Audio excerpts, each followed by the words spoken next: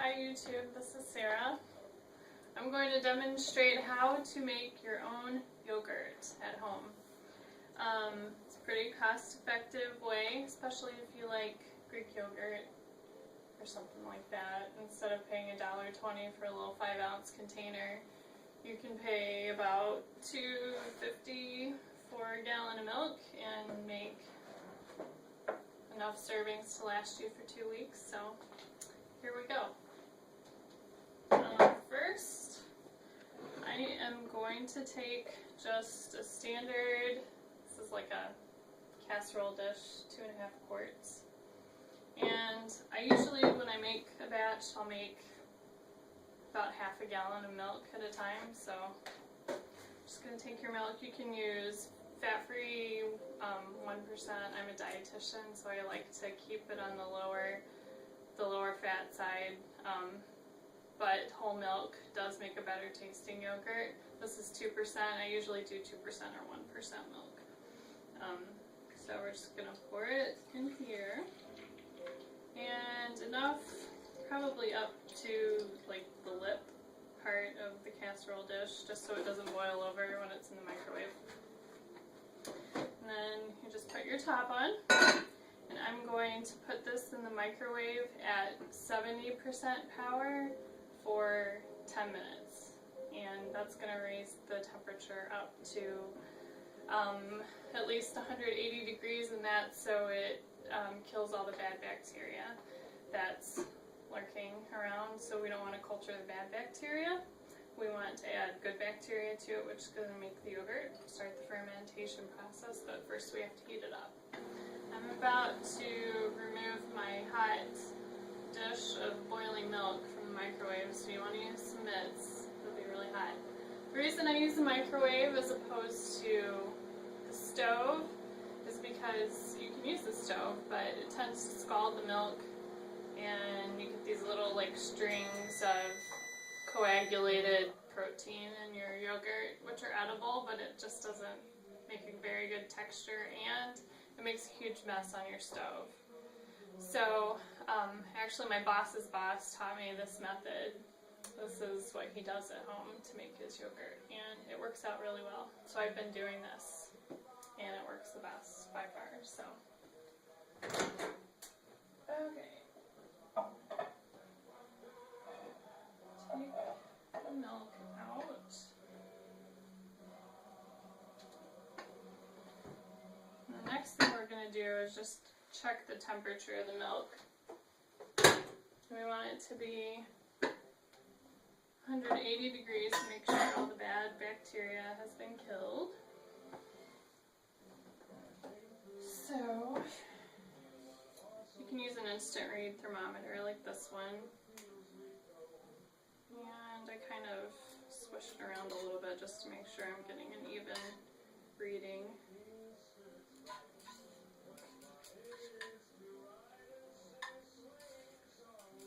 Minute or so for it to adjust, so you can see what the temperature actually is. This one says 177, which is close enough for me. So the next step that we're going to do, this is too hot for the good bacteria that are in the cultures, the starter that I'm going to use. This temperature would actually kill those good cultures, so what we want to do now is bring it down to a temperature of around like 130, 140. I think around somewhere between 120 and 140 is a good, nice temperature for all those cultures to start growing and reproducing and fermenting the milk. So what I'm going to do is put my lid back on, and then I am going to put this into an ice bath in the sink. And the way you do that is you just make sure your sink is plugged up. You place your container in the sink, and then a couple trays of ice, and then fill it up to water to just maybe like half an inch from the top. You don't want it overflowing, the water overflowing into your hot milk, but that'll bring it down really quick. Like it'll only take 4 or 5 minutes to bring it down to temperature. The alternative is to just do it you can leave it out on the counter, but it'll take a while. It'll probably take like half an hour to bring it down to temperature. I put a towel down because this is going to be one of the next steps, but I'll get to that in a minute. That's what the towel is for. I have my instant read thermometer again. I'm going to go check the temperature of my casserole dish of hot milk. I'm looking for a temperature around like probably 130 to 150, something like that, which will be a good temperature for those good cultures to multiply. So, and it's best if you just check the temperature while it's still down in there, because it's easier to stick your thermometer in there and check. There's my timer going off. Then to pull the whole thing out and check it and try to put it back in the ice bath. So my temperature read, I think it was about 130. 135, 136, so pleased with that. And I'm just going to lift it out of the ice bath, and I'm going to put this directly on my towel here. It's a little wet on the bottom, so the towel's going to absorb that, and this will also come in handy in a minute. Okay, so now what we're going to do is we are going to add our starter. And you can do this a few different ways. You can use some yogurt from a previous batch, which is what I have here. And I just keep about like half a cup to make a batch this size. It seems to work well for me. Or you can use plain yogurt, like Dannon yogurt or Colombo. But you have to make sure that the only ingredients in the yogurt are just milk and cultures.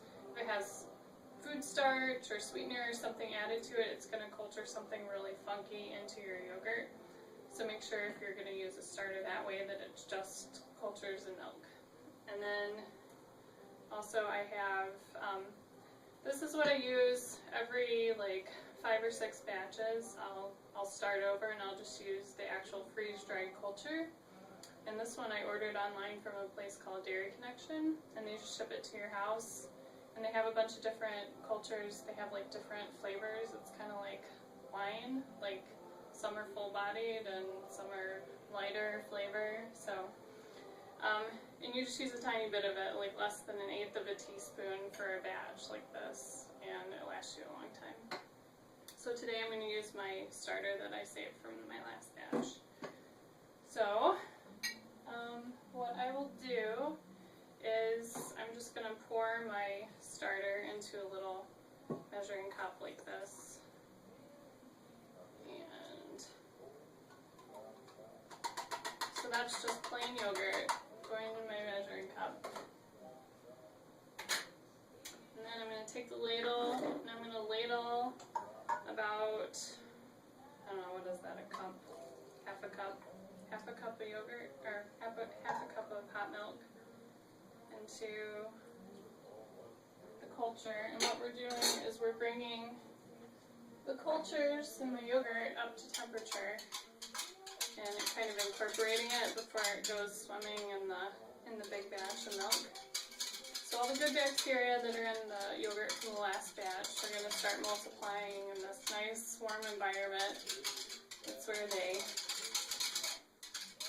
can do well. So what you're doing is you're tempering it. So instead of shocking, the cold stuff right into the hot stuff, you're gonna like slowly bring up the temperature by putting a little hot milk in here and then adding that to the big batch.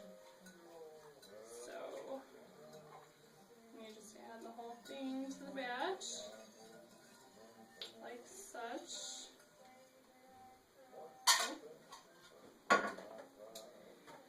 And then what we're gonna do is just cover this with saran wrap.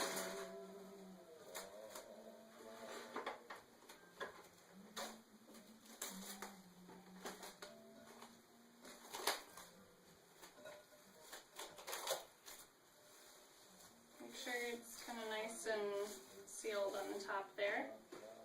And this method doesn't require an incubator. Sometimes they sell it. These towels are going to serve as my incubator, and all they're going to do is just trap the heat in and keep it in a nice temperature. I'm just going to wrap it up like this. nice and snug. And then I'm going to move it for a second because I'm going to add a second towel.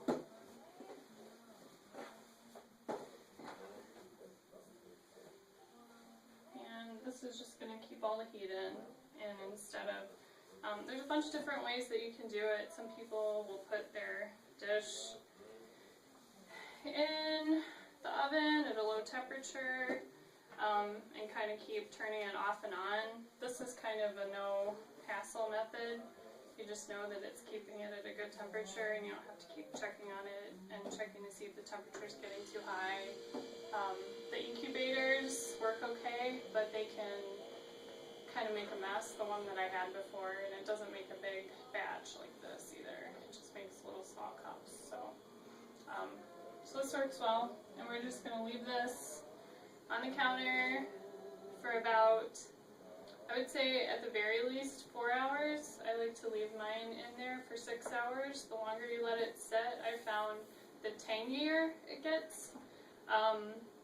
So if you like a tangier yogurt, you can leave it in there for 8 hours. Sometimes I've accidentally forgotten about it, like made a batch before I went to bed. Then it sat out for 12 hours, and it's tangy, but it's still edible. I just like it a little less tangy. So that's that. So we're going to let it sit now. And we'll be back. Now the yogurt has been sitting forever.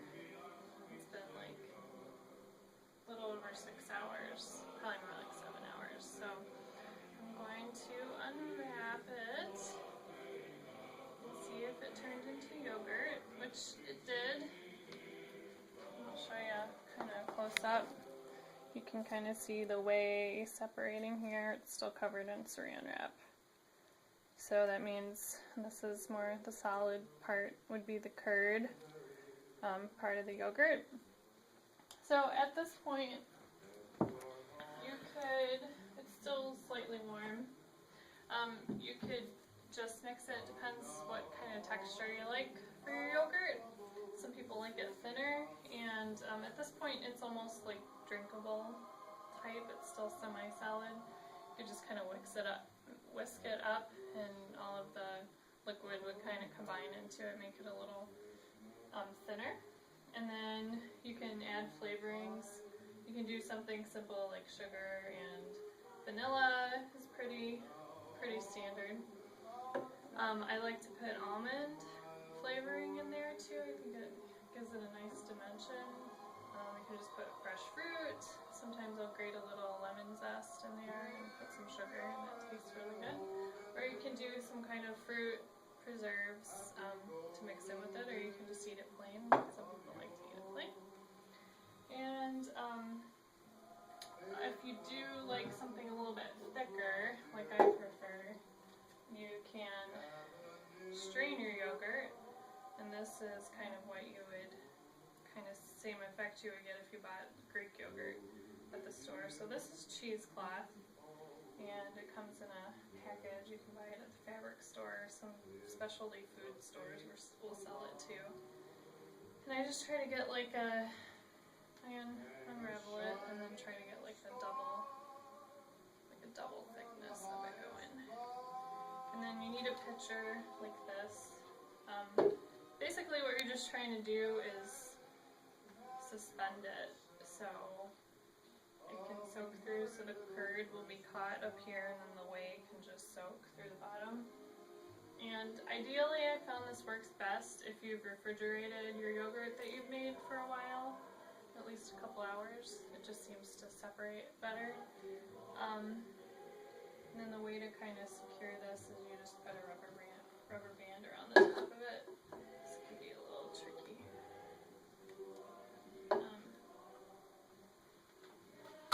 That way, and then so you've got this little spot in the bottom, and then you can see, so all the whey will come down here to the bottom. And I'll put a little bit in there to show you. It'll still work this way. It just does better if it's cold first. So